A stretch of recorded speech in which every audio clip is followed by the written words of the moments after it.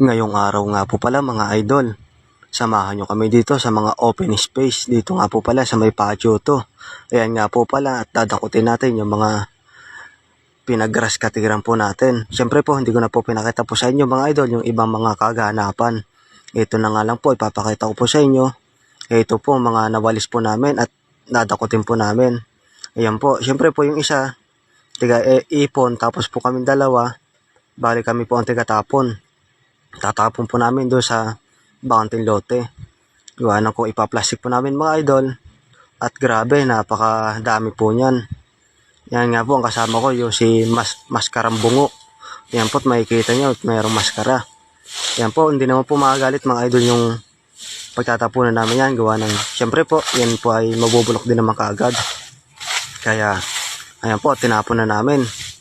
At napakarami na po yan, mga ginascatter namin. At napakadumit kung anong mga dahon, kung anong po mga nanlalaglag, saka po yung mga puno. At ayan po, at uminom muna ng tubig. Ayan po yung kasama ko. Ayan po siya.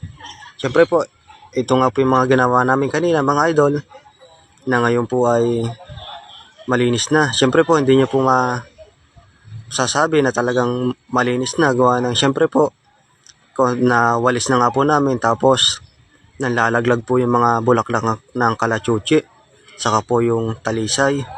Ayan po siya oh. Talagang ano, pagkatapos po mga idol, sabi ko nga, sipag at tiyaga lang aming puhunan. Bonus na lang ang pag-grass cutter po dito sa may patio to. Ayan po, makikita nyo mga idol, na kung mapapansin nyo, na marami pong bisita ngayon at